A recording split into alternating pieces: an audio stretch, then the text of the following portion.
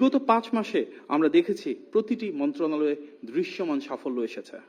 এই সফলতাগুলোকে আমরা মোটা দাগে 5টি বৃহৎ অর্জনে বিভক্ত করতে পারি।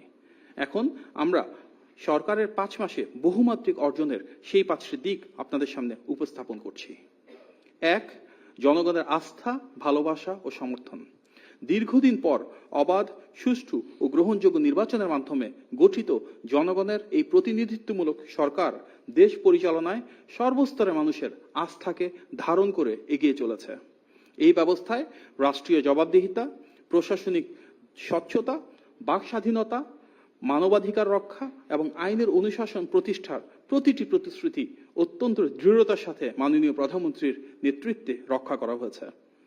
বিগত 2014 সালের ভোটারবিহীন একতরফা নির্বাচন, 2018 সালের আগের রাতের নির্বাচন এবং 2024 সালের একপাক্ষিক ডামি নির্বাচনের কারণে রাষ্ট্র ক্ষমতায় জনগণের প্রতিনিধিত্ব দীর্ঘকাল অনুপস্থিত ছিল।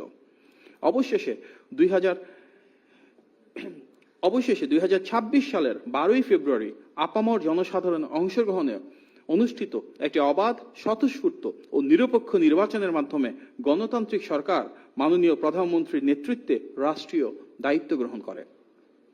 ফলে দীর্ঘ প্রতীক্ষার পর জনগণ ফিরে পেয়েছে তাদের অধিকার এবং সরকার ও জনগণের মধ্যকার পারস্পরিক গভীর আস্থা ও নির্ভরতাই আজ এই রাষ্ট্র ব্যবস্থাকে একটি প্রকৃত কল্যাণমুখী গণতান্ত্রিক সরকার হিসেবে সুপ্রতিষ্ঠিত করেছে।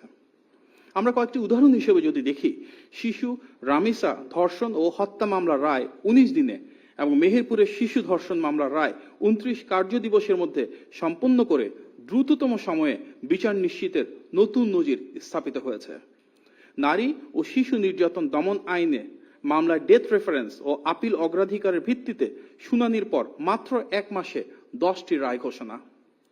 শহীদ রাষ্ট্রপতি জিয়াউর রহমানের হত্যাকারী মোজাফফর হোসেনকে ঢাকা থেকে গ্রেফতার করা হয়েছে। তিনি দীর্ঘ 45 বছর ধরে পলাতক ছিলেন। বর্তমানে তিনি সেনা হেফাজতে আছেন। এটি গোয়েন্দা সংস্থার একটি অভূতপূর্ব সাফল্য।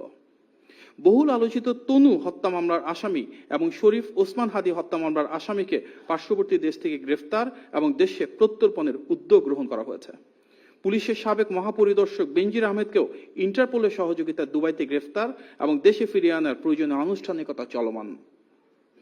জুলাই আগস্টে ছাত্র জনতার গণ অভ্যুত্থানের প্রেক্ষিতে জাতীয় সংসদে জুলাই যোদ্ধাদের দায় মুক্তি আইন পাস।